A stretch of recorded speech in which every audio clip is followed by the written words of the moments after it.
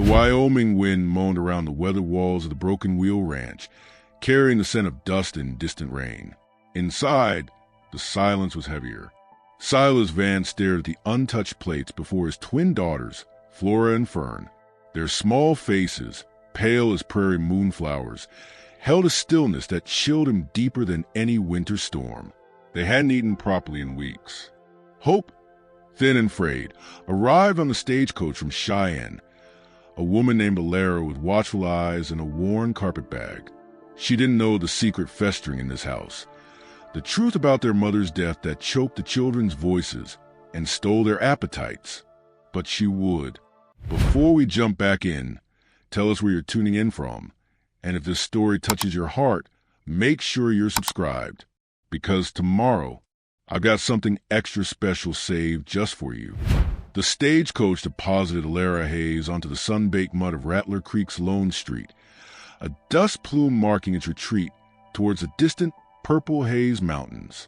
The town was a scattering of bleached wooden buildings clinging stubbornly to the vast, rolling emptiness of the Wyoming Territory circa 1882. Sagebrush stretched endlessly, broken only by the skeletal remains of dead trees and a relentless wind that sculpted the land. It felt less like a destination and more like the edge of the world. Alara adjusted the plain woolen shawl around her shoulders, the fabric scratchy against her skin. Her carpet bag, containing her meager possessions and a single, carefully wrapped book of fairy tales, felt suddenly inadequate against the imposing scale of the wilderness. The air tasted of dust and sun-baked earth, carrying the faint tang of horse and wood smoke.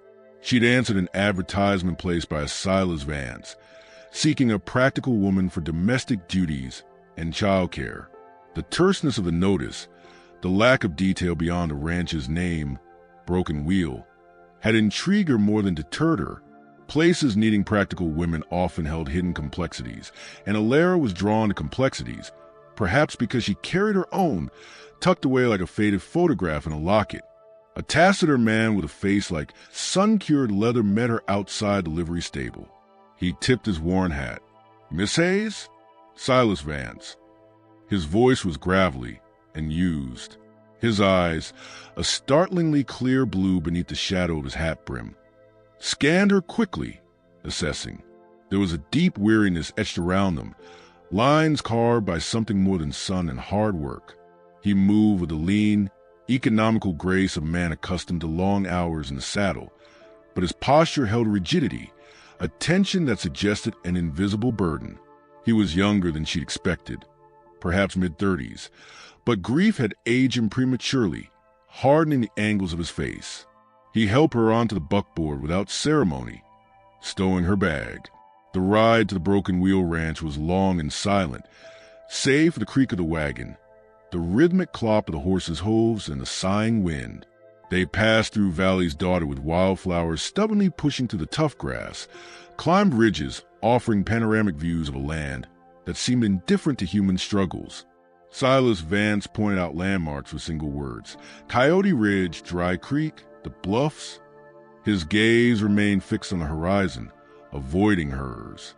The isolation was profound, a palpable presence. The ranch house, when it finally appeared, was a low-slung structure of weathered timber, crouching against the elements like a wary animal. A barn, slightly listing in a corral, completed the outbuildings. There was no welcoming smoke curling from the chimney, no children running out to greet them, only the wind whistling through loose shingles and an overwhelming sense of quiet. It wasn't peaceful. It was the quiet of something deeply wounded. Silas led her inside. The main room was neat but sparse, dominated by a large stone fireplace. The air held a faint chill despite the season, and the lingering scent of wood smoke couldn't quite mask an underlying staleness. Two small figures sat huddled together on a worn rug near the cold hearth. They didn't look up as Alara entered. Flora and Fern, 8 years old, their faces mirror images framed by identical braids of wheat-colored hair. But the resemblance ended there. Their eyes, wide and dark, held a vacant, unnerving stillness. They clung to each other, small hands entwined, their bodies unnaturally thin beneath simple calico dresses. "Girls," Silas said, his voice gruff but softer than before. "This is Miss Hayes. She's come to help." The words sounded hollow, forced. The twins gave no indication they'd heard. Their gaze remained fixed on some invisible point on the rug. Ilera felt a pang deep in her chest, sharper than she'd anticipated. This wasn't mere shyness. This was withdrawal, a retreat into some inner fortress. She offered a gentle smile. "Hello, Flora. Hello, Fern. It's very nice to meet you both." Silence. Not even a flicker of acknowledgement. Silas shifted uncomfortably. They've been quiet since their ma passed. He cleared his throat, the sound harsh in stillness. 6 months back. He offered no details, no cause, his gaze darting towards a closed door down a short hallway before snapping back to the cold fireplace. "There are rooms there." He gestured vaguely towards another door. "Yours is the small one off the kitchen. I'll get your bag." He disappeared, leaving Ilera alone with the twins. The silence pressed in. She knelt slowly, careful not to crowd them. "It's a beautiful place you have here," she murmured, her voice soft as dust motes dancing in a sunbeam. "So much sky." Still nothing. She noticed then the untouched plates on the rough-hewn table nearby. A slice of bread, hard and dry-looking. A smear of cold beans. Breakfast, or perhaps yesterday's supper. Silas returned, placing her bag by the kitchen door. He saw her looking at the plates. A muscle jumped in his jaw. "They don't eat much," he stated flatly, avoiding her eyes. "Just pick." He moved toward the stove. "I'll make coffee." It was a dismissal, a retreat into practicalities he could control. The day unfolded in that heavy silence. Ilera unpacked her few things in the tiny, clean room off the kitchen. A narrow cot, a washstand, a single window looking out towards the distant bluffs. She explored the kitchen, noting the bare shelves, the lack of fresh provisions beyond basic staples. She attempted to engage the girls. She sat near them, humming a soft, wordless tune her own mother used to sing. She pulled out the book of fairy tales, its cover worn soft, and began to read aloud, her voice low and steady. "Once upon a time, in a land far away, there lived a brave princess who loved the wild woods." Flora's eyes flickered, just for an instant, towards the book. Fern's hand tightened on her sister's arm. It was the only reaction, a tiny ripple in their stillness, but it felt like a victory. Ilera kept reading, weaving the tale of courage in hidden paths, hoping the words might find a crack in their fortress walls. Silas moved through the house like a ghost, his presence marked by the creak of a floorboard, the clank of a pot. He spoke only when necessary, his answers clipped. Any mention of the past, of his wife, of the girls before, he shut down instantly, his expression closing like a trapdoor. He watched Ilera's interactions with the girls from a distance, his blue eyes guarded, unreadable. Was it suspicion? Hope? Desperation? She couldn't tell. During a moment when Silas was out checking the north pasture fence line, Ilera explored the main room more thoroughly. She noticed small traces of a woman's touch, a faded blue calico curtain at the small window, a delicate pattern etched into the wooden mantelpiece above the fireplace, almost worn away by time. Her gaze drifted towards a closed door Silas had glanced at earlier. Curiosity pricked at her. Was it simply a storage room, or something more? Gently, she tried the handle. Locked, not just latched, but secured with a sturdy iron padlock. Cold and out of place on the simple wooden door. Why lock a room in a house this isolated? Her eyes swept the immediate area. Nothing seemed amiss. Then, tucked almost out of sight beneath the edge of a rag rug near the locked door, she saw it. A small, carved wooden bird, no larger than a thumb. It was smooth from handling, the details of its wings and beak lovingly shaped. It seemed too fine, too delicate for Silas's rough hands. She knelt and picked it up. It felt warm, alive, almost in her palm. As she stood, her ear close to the locked door for a moment, she heard it. Not a sound from within, but a faint, almost imperceptible scent. Not dust or wood. Something floral, sweet and delicate, clinging stubbornly to the air around the doorframe. Lavender? It was incongruous in the masculine, stale-aired house. It smelled like memory, like a ghost. She quickly pocketed the little bird as she heard Silas's boots on the porch. He entered, brushing dust from his trousers. His gaze swept the room, lingering for a fraction of a second on the locked door, then on Alara standing near it. His expression didn't change, but the air seemed to tighten. "Find everything you need, Miss Hayes?" he asked, his tone neutral, but his eyes were sharp. "The kitchen is well appointed, Mr. Vance," Alara replied smoothly, moving away from the door towards a cold stove. "I was just considering what to prepare for supper. Something simple, perhaps a stew? Something that might tempt the girls." Silas grunted, a non-committal sound. He walked to the table where the twins still sat, untouched plates of stark accusation. He placed a large, callous hand gently on Fern's head. The girl didn't flinch, didn't look up. His shoulders slumped, just for a moment, the weight he carried visibly pressing down.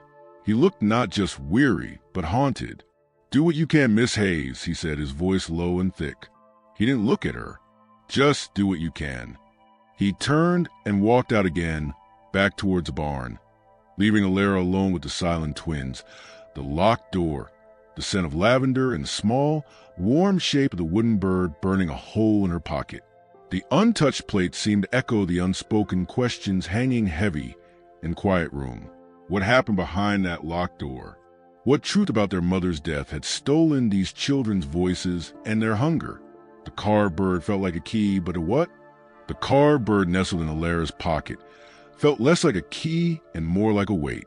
Its smooth curves held a story Silas Vance refused to tell, a story locked away behind a door that smelled faintly, stubbornly, of lavender in a house choked by dust and grief. The untouched plates on the table were a daily accusation, a silent testament to the twins' retreat into a world Alara couldn't yet reach.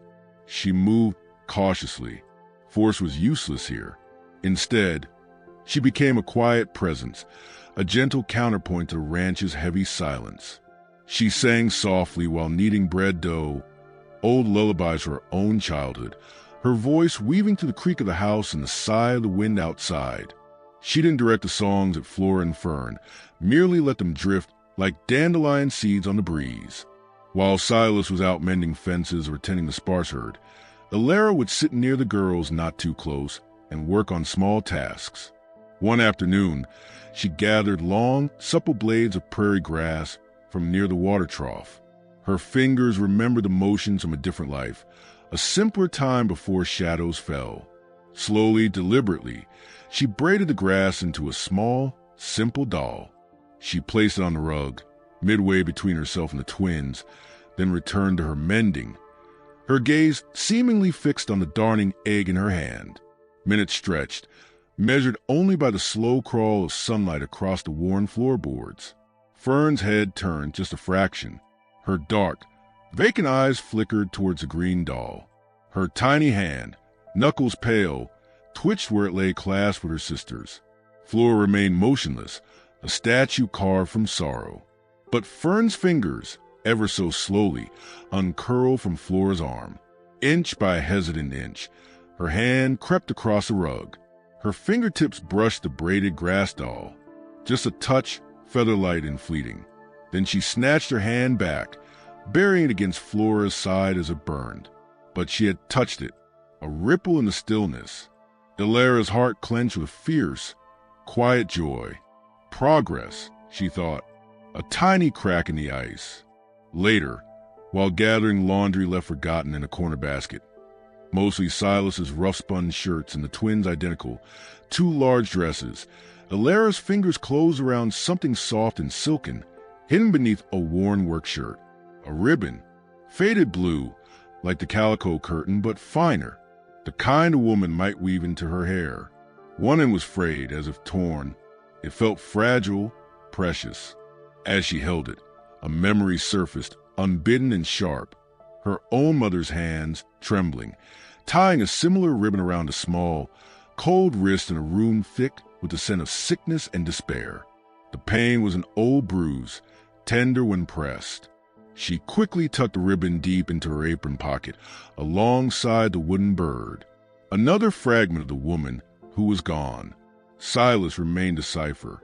He moved through the ranch like a man navigating a minefield, his eyes avoiding the locked door, his gaze skittering away from the twins' unnerving stillness. He watched Alara, though, from the shadowed corner of the room while she read aloud from the fairy tale book, and the princess knew the path was dangerous, but her heart was brave, his face unreadable. From the porch as she hung laundry, the wind snapping the sheets like sails. He noted the way she kneeled to speak softly to the girls, the infinite patience in her hands as she offered a spoonful of broth that remained untouched, but the offer was made again and again. One evening, after supper, Silas had bolted down while standing near the door. Alara found him staring at the twins' plates, still laden with stew and cornbread. His shoulders were rigid, his fists clenched at his sides. The lamplight carved deep hollows beneath his cheekbones, making him look gaunt and haunted. He didn't hear her approach. "Mr. Vance?" Her voice was soft. He flinched as if struck, whirling around. For a split second, raw anguish contorted his features, a glimpse of the unbearable weight beneath the stoic mask. Then it was gone, replaced by the familiar guarded hardness. "Miss Hayes, perhaps tomorrow I could try making biscuits," Alara suggested gently. "Something lighter, sweeter?" His jaw worked. He looked past her, towards a window with a vast, indifferent prairie stretched beneath a bruised twilight sky. "Won't make no difference." The words were harsh, scraped raw from his throat. "They ain't," he trailed off, unable to say the words coming back. His gaze flickered, almost involuntarily, down the hallway towards the locked door. A muscle jumped in his temple. Guilt? Fear? Alara couldn't decipher it. He cleared his throat roughly. "Do what you see fit." He grabbed his hat from a peg near the door. "Gotta check the sow corral. Bolt the door behind me." He was gone before she could respond, the door banging shut behind him, leaving her alone with the silence and the untouched food. The next day brought a subtle shift. Alara sat on the rug, the faded blue ribbon held loosely in her hand. She wasn't looking at the twins, but humming softly, tracing the frayed end with her thumb. Fern watched her. Then, in a voice so thin and raspy, it was almost lost in the creak of the house settling, Fern whispered a single word. "Mama." Alara froze, her humming cutting off abruptly. She didn't turn, didn't startle. Slowly, she lowered the ribbon to her lap. Flora had stiffened beside her sister, her small body rigid. Fern's whisper came again, barely audible. "Mama Blue." Alara's breath caught. Mama Blue. Was it the ribbon? The curtain? A memory fragment surfacing? She risked a glance. Fern's eyes were wide, fixed not on Alara, but on the ribbon. There was a flicker in their depths, something other than emptiness. Confusion, perhaps, or the echo of a bright color in a happier time. Then Flora tugged sharply on Fern's arm, a silent command. Fern flinched, her gaze dropping back to the rug. The brief spark extinguished, but the words hung in the air, Mama Blue. A clue, fragile as the ribbon itself. That night, the wind picked up, howling around the corners of the ranch house like a hungry thing. Alara lay awake in her narrow cot, listening to the symphony of creaks and groans. The day's events tumbled in her mind. Fern's touch on the grass doll, the whispered words, Silas's fleeting agony, and the locked door, always the locked door. She thought of the lavender scent, the carved bird, the torn ribbon. What tragedy lay sealed away? What truth could possibly be worse than this consuming silence? A sound pierced the wind's moan, not the house settling. Something outside, the distinct, hollow thud of a hoof striking hard earth. Then another, close, too close to the house for it to be the horses in the corral. Ilara sat bolt upright, her heart hammering against her ribs. She slipped silently from the cot, moving to the small kitchen window. The moon, partially veiled by scudding clouds, cast an erratic, silvery light over the yard. She peered out, squinting into the shifting shadows. Movement. Near the barn, two dark shapes, low and hunched against the wind. Horses and riders. They weren't approaching the house. They were circling, slow and deliberate, like wolves sizing up prey. One rider paused, turning his head. Moonlight glinted briefly off metal. A spur, a gun belt buckle? She couldn't see faces, only the ominous silhouettes against the lighter expanse of the barn wall. They weren't drifters seeking shelter. Their posture spoke of intent. As silently as she had risen, Ilara moved to the door connecting her room to the kitchen. She eased it open a crack. The main room was dark, but she could make out Silas's tall frame near the front window. He was already there, his back to her, a stark shadow against the faint moonlight filtering through the pane.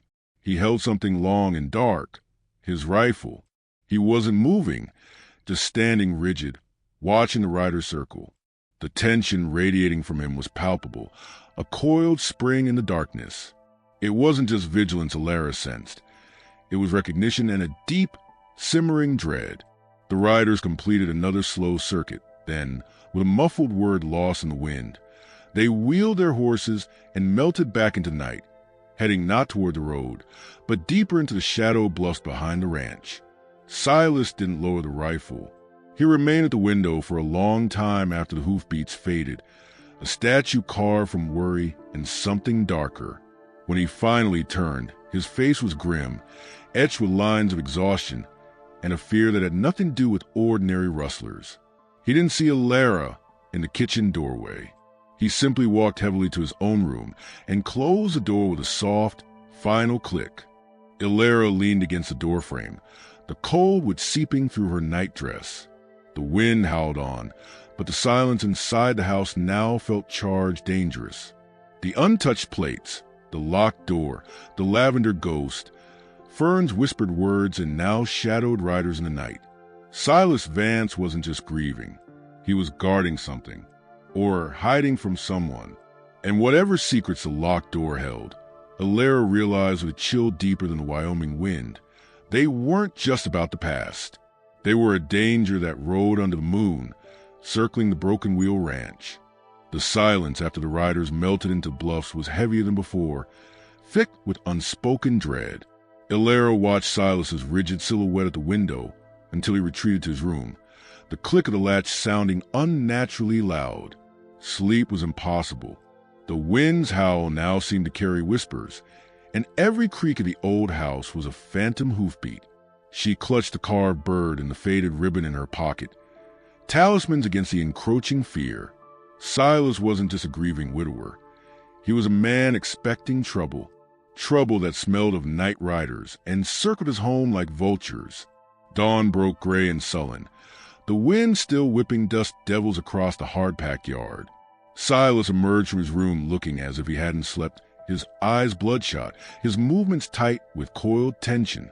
He moved with a new, grim purpose. After a silent breakfast where he barely touched his coffee, he spent hours walking the perimeter of the ranch, his gaze sweeping the distant ridges and the scrubby draws. He checked the barn latch twice, examined the ground near the corral with intense scrutiny, and finally disappeared into the tack room, the rhythmic scrape of him sharpening a knife carrying on the wind. The twins, Flora and Fern, seemed to absorb the heightened tension. They huddled closer together on their rug, their stillness tinged with a new watchfulness. Fern's eyes, still largely vacant, occasionally darted towards the windows. Flora remained a closed bud, but her grip on her sister was vice-like. Ilara knew pushing them further was risky, but the shadow riders had shifted something. Danger was palpable now, and the girl's withdrawal felt even more perilous. She needed to offer an anchor, however small. That afternoon, while Silas was meticulously oiling his saddle near the porch, Ilara sat on the rug near the twins. She didn't bring the book. Instead, She pulled out a small, smooth river stone she found near the water trough days ago. It fit perfectly in her palm, cool and grounding. "My mother," Elara began, her voice soft but steady, cutting to the house's oppressive quiet. "She loved stones like this. Said they held the memory of the river, of all the places it had been." She traced the stone's curve. "When I was a little smaller than you, I got very lost once, in a big woods near our home. I was so scared." She let the memory surface, not of the fear, but the comfort that followed. "When they found me, hours later, cold and crying, my mother didn't scold. She just put a stone like this in my hand. 'Hold tight to where you've been, Elara,' she said. 'It helps you know where you are.'" She held the stone out, not toward the twins directly, but resting it on a rug between them. "It helped me feel less lost." Silence. Then, slowly, Flora turned her head. Not fully, just enough for her dark, haunted eyes to fix on the stone. Her gaze wasn't vacant this time. It was intense, searching. Fern watched her sister, then looked at the stone, then back at Flora. A silent communication passed between them, the twin bond Elara could only guess at. Flora's hand, pale and thin, slowly uncurled from Fern's dress. It hovered for a moment, trembling slightly, then darted out and closed over the river stone. She snatched it back, clutching it fiercely against her chest, her knuckles white. She didn't look at Elara, but she held the stone. A small victory, a fragile claim on something solid in a world that had shattered. Elara's throat tightened. "Hold tight to where you've been." If only she knew where they had been. Later, while Silas was out checking the line shack, the wind finally easing to a mournful sigh, Elara decided to sweep the hallway near the locked door. The lavender scent seemed fainter today, almost drowned out by dust and Silas's lingering anxiety. As she swept near the threshold, her broom snagged on something wedged beneath the very edge of the door. Not inside, but where the worn floorboard met the jamb. A scrap of paper, yellowed and brittle, folded small and tight, as if it had been hastily concealed and partially crushed when the door was last shut. Her heart thudded against her ribs. She glanced around, the house silent except for the twins' faint breathing. Kneeling, she carefully pried the scrap free. Unfolding it gently, she saw it was a torn fragment from a journal page. The handwriting was delicate, flowing, feminine, a stark contrast to Silas's blunt script. Only a few lines were legible. "The pain is a storm today, but their tiny faces, Flora's serious eyes, Fern's little smile, they are my anchors. Silas worries so. He rides out early, watching the southern trail. Jedediah's men were seen near Dry Gulch again. I fear their greed knows no bounds, not even for her." The writing ended abruptly, torn away. Jedediah, Dry Gulch, greed. The words pulsed with ominous meaning.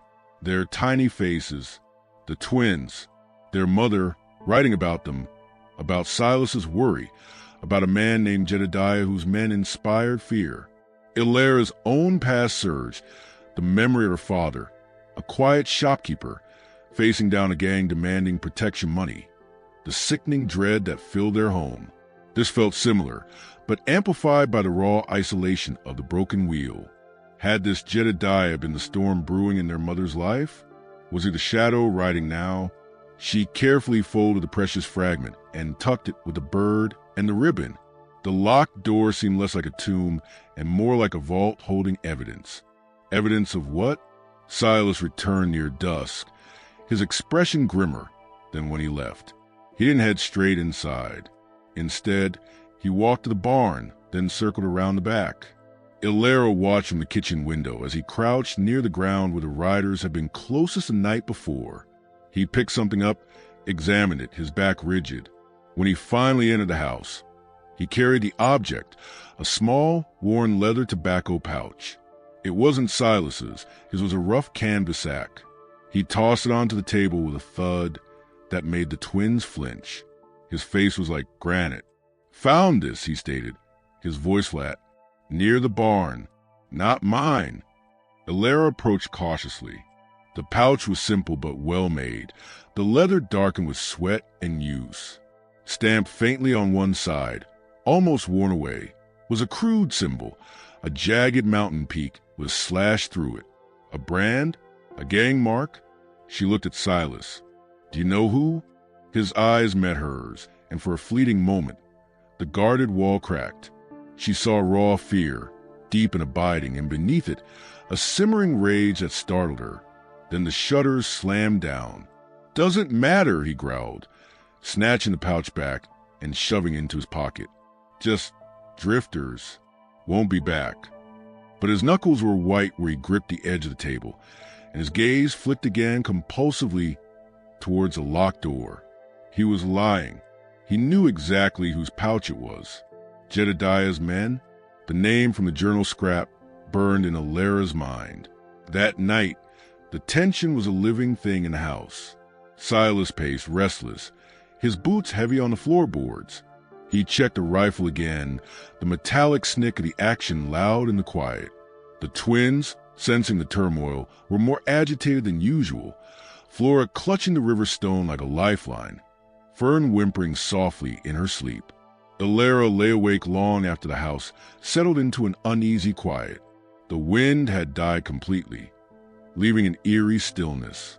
The scrap of journal, the pouch with its ominous mark, Silas's poorly concealed terror. It painted a picture of a past not buried, but stalking the present. What had happened 6 months ago?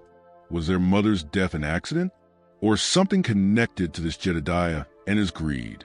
A low sound pierced the silence, not from outside, but from within the house. A voice, thick with sleep and anguish, muttering. Silas. His room shared a thin wall with the kitchen pantry, where Alara stored preserves. She held her breath, pressing her ear closer to the rough planks. The words were slurred, broken, but chillingly clear. Should've buried it deeper. Jedediah, damn his eyes, he knows, she told, a ragged sob, then silence. Alara froze, her blood turning to ice. Should've buried it deeper. Buried what? The truth? Something tangible? He knows, she told. Told what? Who is she? Their mother? Had she discovered something? Tried to warn someone? Tried to tell Silas? The implications crashed over Alara like a cold wave. Silas's guilt wasn't just grief. It was the weight of a secret, a dangerous secret involving a man named Jedediah, a secret their mother might have died for. And now, whatever it was, truth or object, Jedediah knew. And he was coming. The locked door wasn't just about the past. It was the epicenter of a deadly storm about to break over the Broken Wheel Ranch. The words Silas had muttered in the dark. Should have buried it deeper. Jedediah. No, she told. Echoed in Alara's mind like a grim chant. Sleep vanished. Dawn crept in gray and heavy. The air thick with the promise of storm and the unspoken dread that Jedediah wasn't just a specter from the past, but present, circling predator. The locked door felt less like a mystery and more like a ticking bomb. Silas moved like a man hunted. He spent the morning reinforcing the barn door with heavy planks, the rhythmic hammer blows sharp and angry against the oppressive quiet. He checked his rifle again, meticulously cleaned his revolver, and paced the perimeter with restless intensity, his gaze constantly scanning the southern bluffs where the riders had vanished. The twins, sensing the heightened fear, retreated further. Flora clutched the river stone so tightly her knuckles were bloodless, her eyes wide and fixed on her father's tense movements.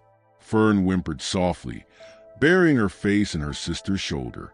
Alara knew she couldn't fight Jedediah with a rifle, but she could fight for the girl's spirits. The fierce Silas radiated was a poison seeping into them. They needed courage, a reminder of something stronger than the shadows haunting the broken wheel.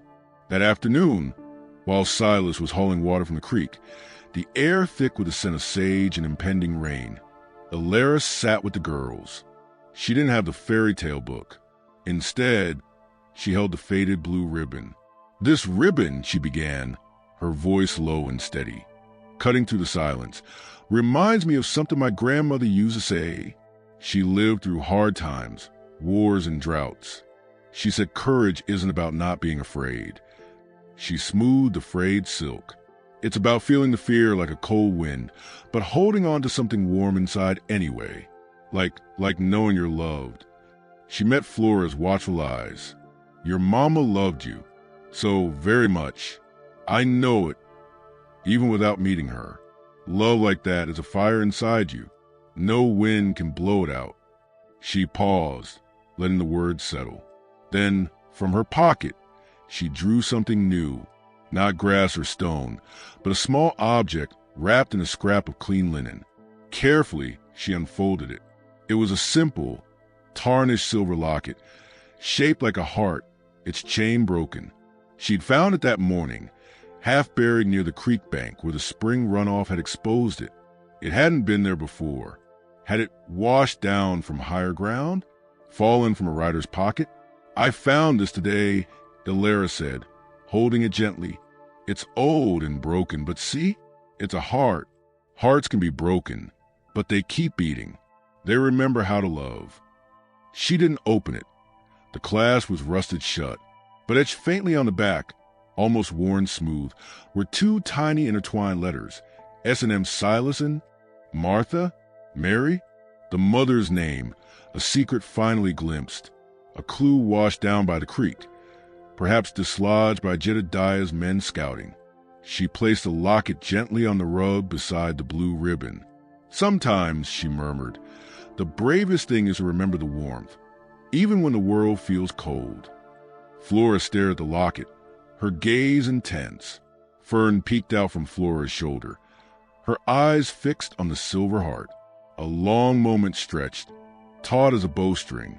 Then, Fern's thin, raspy voice broke the silence, clearer than before, though still fragile. Mama wore blue. She pointed a trembling finger at the ribbon. Pretty. Ilara's breath caught. Yes, she whispered, warmth blooming in her chest despite the chill. Pretty blue, like the sky on a sunny day. She reached slowly for a small plate she brought, a single warm biscuit, golden and fragrant, broken into tiny pieces. Pretty things make you remember, don't they? Remembering can make you hungry. She held out a tiny piece towards Fern, not demanding, just offering. Fern looked at the biscuit piece, then at Flora. Flora, still clutching the stone, gave an almost imperceptible nod. Slowly, hesitantly, Fern reached out. Her fingers, thin as twigs, took the crumb. She stared at it for a heartbeat, then lifted it to her lips. She took the smallest nibble imaginable. Then another. It wasn't a meal, but it was sustenance. It was hope, fragile and beautiful.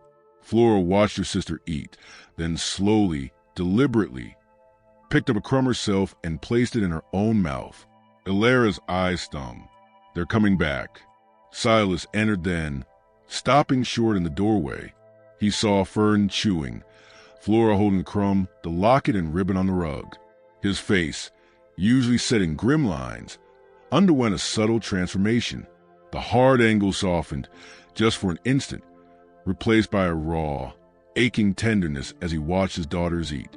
His gaze met Ilara's. There was no smile, but the fierce gratitude in his blue eyes was unmistakable. It was the first real connection, a silent acknowledgement of the miracle she was gently weaving. But the relief was short-lived. Later that afternoon, Silas returned from checking the line shack. His face was ashen, his jaw clenched so tight a muscle pulsed in his cheek. He strode into main room, ignoring the girls, and slammed a small, crude object on the table in front of Ilara. It was a figure made of sticks and twine, roughly shaped like a person. Tied around its neck was a scrap of dirty cloth. But it was the placement of the figure that chilled Ilara's blood. It was impaled on a sharpened stick, driven into the hard earth right outside the shack door. A crude, horrifying effigy. A hanged man. Found it, Silas gritted out, his voice trembling with suppressed rage. Jedediah's calling card. He knows we're here. He's done playing coy. Ilara stared at the grotesque little figure, her stomach turning. Jedediah? she prompted softly, carefully. Silas ran a hand over his face, the weariness suddenly overwhelming. He sank into a chair, the fight momentarily draining out of him. He glanced towards the twins, thankfully absorbed in silently tracing the etched S&M on the locket Alara had left near them. Jedediah Pike, he said, the name tasting like poison. Rancher, thinks he owns half the territory. Runs roughshod over anyone in his way. Cattle baron with the morals of a rattlesnake. He looked at Alara, his eyes haunted. My Martha, she found something. On his land near Dry Gulch. Something he didn't want found. Gold trace, I reckon. Not a motherlode, but enough to make a greedy man kill for. He choked on the last words, looking away, his shoulders shaking.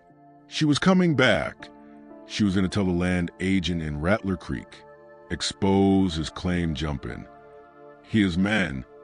He couldn't finish. He didn't need to. The agony on his face, the guilt twisting his features, told the rest. Martha hadn't just died. She'd been silenced, murdered, and Silas blamed himself. Should have buried it deeper. Had he buried evidence? Hidden the gold trace Martha found? Or just buried the unbearable truth? The locked room, Alara whispered. Silas flinched. Her things, he rasped. Her journal, where she wrote it all down. Proof. I couldn't bear to see it. Couldn't let them find it. He looked at the crude hanged figure on the table. But he knows she had proof. He knows she told me. And he knows I've got it. Or had it. His gaze swept over his daughters, the fear raw and primal. He won't stop. Not until it's destroyed. Or until we are. The storm broke just after sundown, not rain, but a violent, dust-choked wind that screamed around the house, rattling shutters and moaning down the chimney. The twins, already unnerved by the tension and the terrifying effigy Silas had thrown into the fire, huddled together on their rug, wide-eyed and trembling. Silas paced like a caged wolf, rifle in hand, peering out into the swirling darkness. Alara tried to soothe the girls, humming the old lullaby, but the wind stole the sound. She placed a locket and the ribbon near them, tangible reminders of their mother's love, of the warmth inside. Flora picked up a locket, clutching it alongside her river stone. Fern reached for the blue ribbon, winding it nervously around her finger. A sudden, sharp sound cut through the wind's roar. Not thunder, a gunshot, distant but unmistakable. Then another, coming from the direction of the creek. Silas froze at the window. They're here, he breathed, his voice flat final. He checked the rifle's load, his movements deliberate, fatalistic. They're cutting the fence, trying to spook the horses. Draw me out. He looked at Alara, his eyes reflecting the lamplight, filled with a desperate resolve. Stay with them. Bolt the door after me. Don't open it for anyone but me. You hear? Anyone.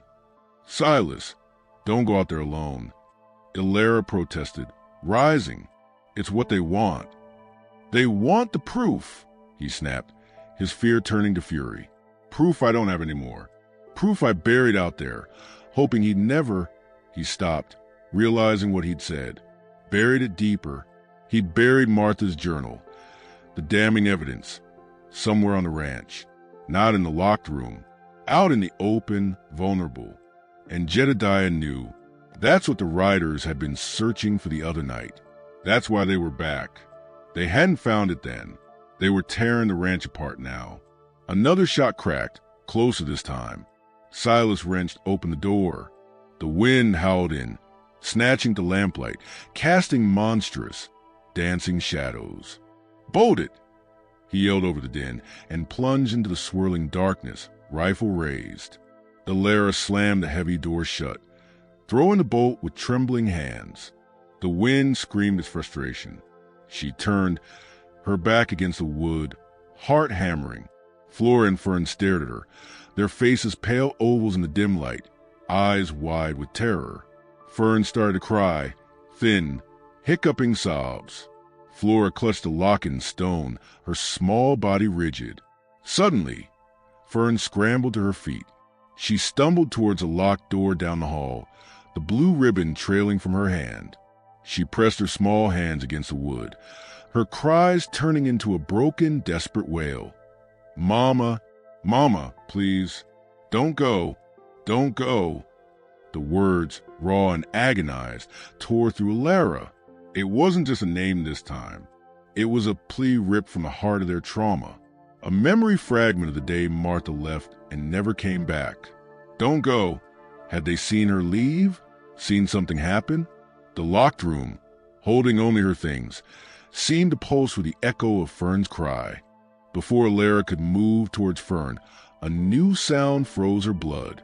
Not wind, not distant gunfire, the crunch of gravel, right outside the kitchen window. Heavy boots, then a rough, unfamiliar voice, unnervingly close, muffled by the wind but chillingly clear. "Check the back. Vance is distracted. The woman and the brats are in here. Find that book." Jedediah's men weren't just drawing Silas out. They were coming for the house, for the twins, for her. And the only thing standing between them and the terrified children was a bolted door and Alara Hayes. The journal might be buried, but the truth Martha died for was inside these walls, locked in the twin shattered memories, and Jedediah's men were at the door. The rough voice outside the kitchen window, "Find that book," froze Alara's blood. Jedediah's men weren't just a distant threat. They were here, inches away, separated only by rain-lashed glass and weathered wood. Fern's desperate wail, "Mama, don't go," echoed the immediate danger. Boots crunch on gravel, circling toward the back door. Panic surged cold and sharp, but Alara's own buried memories, the shadowed fear in her childhood home, ignited a fierce, protective fire. Protect them. She lunged forward, scooping Fern into her arms while grabbing Flora's rigid hand. "Shoo! Sweetheart, H," she breathed against Fern's hair, her voice miraculously steady despite the thunder of her heart. "We need to be very quiet rabbits now. Hide." She didn't head for the locked room. It was a tomb, not a refuge.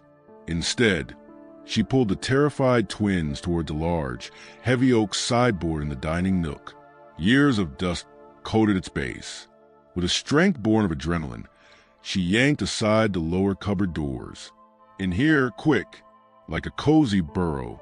Flora scrambled in first, pulling Fern after her. Alara shoved their mother's blue ribbon and the locket in with them. "Hold tight to Mama's things. Remember the warm inside." She met Flora's wide, terrified eyes, seeing a flicker of understanding beneath the panic. "Be brave, little hearts. I'm right here." She pulled the cupboard doors mostly shut, leaving only a sliver of shadowed space, then dragged a heavy chair against them, wedging it tight, just as a heavy fist hammered on the back door. Outside, the storm raged, wind whipping the rain sideways. Silas crouched behind the rain barrel near the corral, rifle slick in his hands.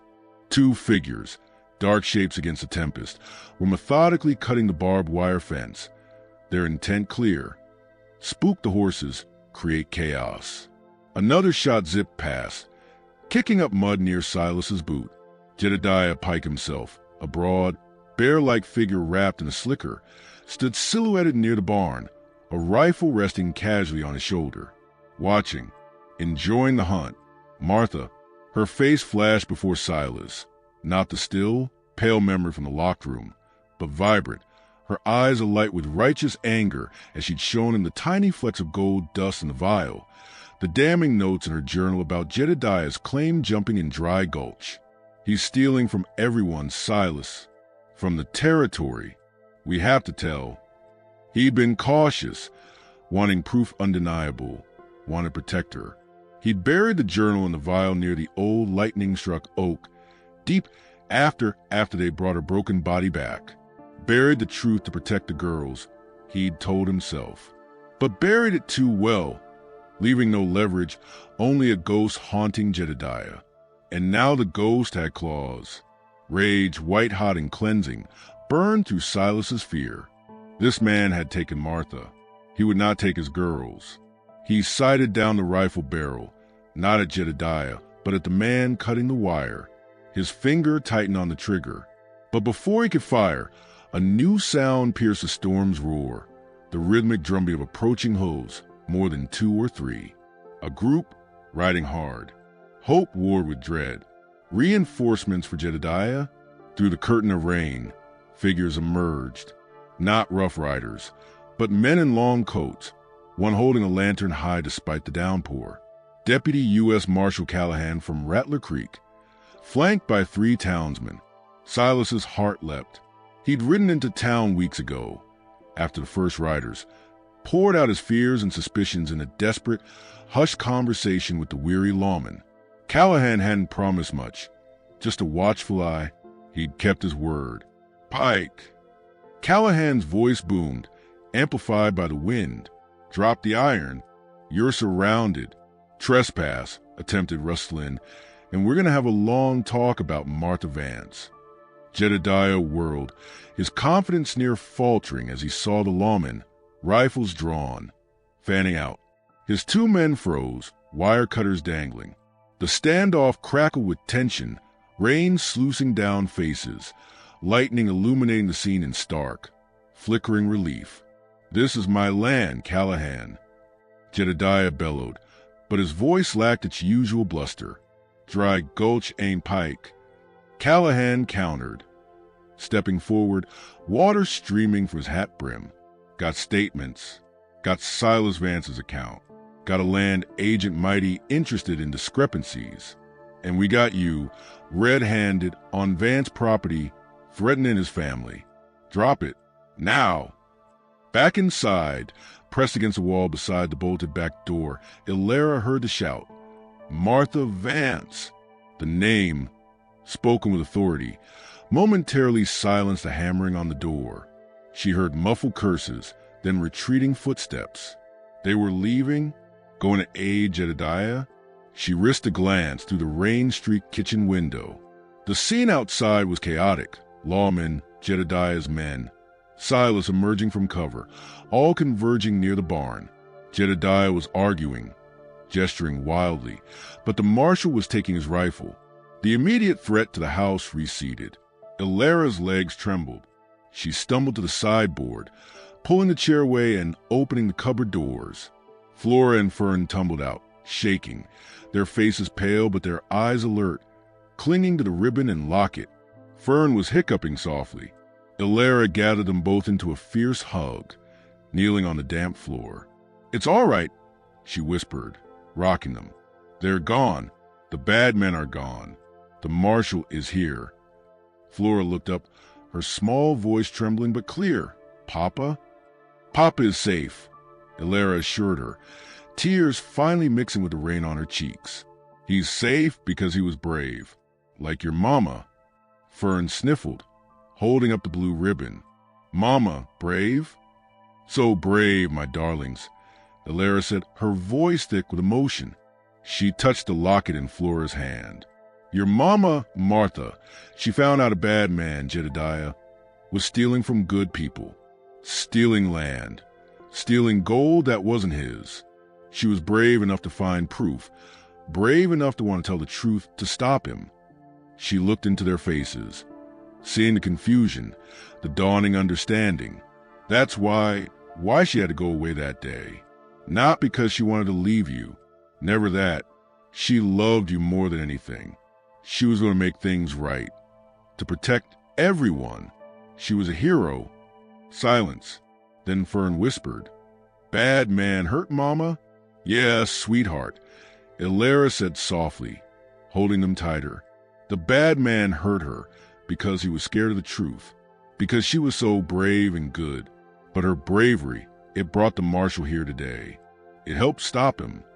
Flora stared at the locket, then at the untouched plate of biscuits Ilera had left on the table earlier. Slowly, deliberately, she unwound herself from Ilera's embrace.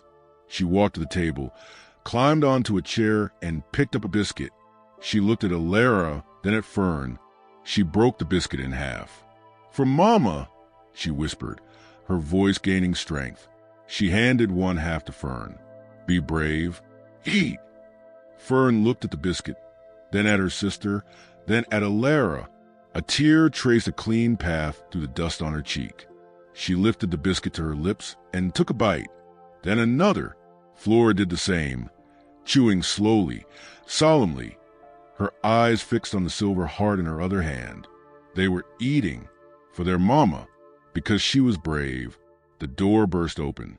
Silas stood there, soaked to the skin, rain plastering his hair to his forehead, his face etched with exhaustion and lingering fear.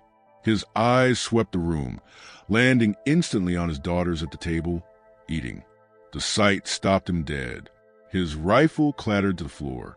He took a stumbling step forward, his gaze locking with Alara's.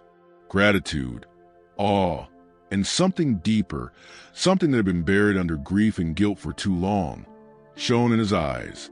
There, he choked out, unable to finish.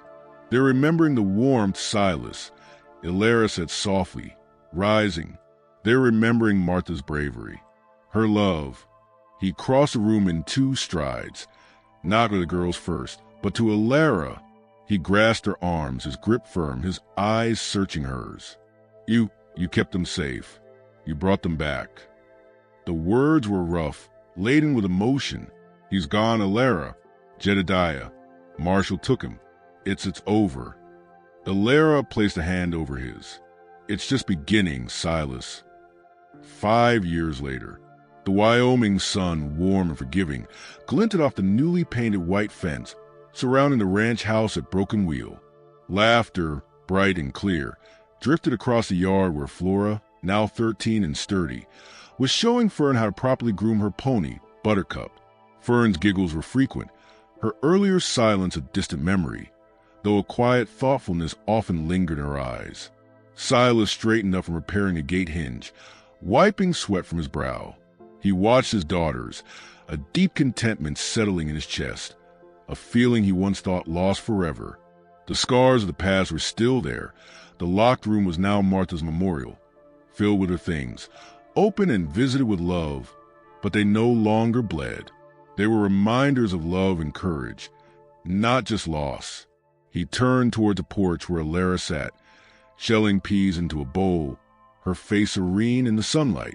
A simple silver locket, its chain repaired, rested against the blue calico of her dress. Martha's locket, gifted to her by the girls on her first anniversary of staying. She'd become more than the nanny. She was the heart of their mended family. His partner, his wife. She looked up, catching his gaze, and smiled. It was a smile that held the memory of shared storms and the warmth of hard-won peace. "Supper's near ready," she called. "Roast chicken," Flora's favorite biscuits, and fresh peas. "Smells like heaven, Alara," Silas replied, his voice warm. He walked toward the porch, the rhythmic thud of his boots on the dry earth a familiar, comforting sound. As he reached her, he placed a gentle hand on her shoulder, his touch speaking volumes. Inside, the table was set for 4. No untouched plates. Just a family, bound by loss, forged in courage and nourished by love, ready to share a meal under the vast, hopeful Wyoming sky. The broken wheel had been mended, not erased, but made strong again, ready to turn steadily into the future. The silence that once choked the Broken Wheel Ranch was now filled with the gentle, resilient music of a family healed.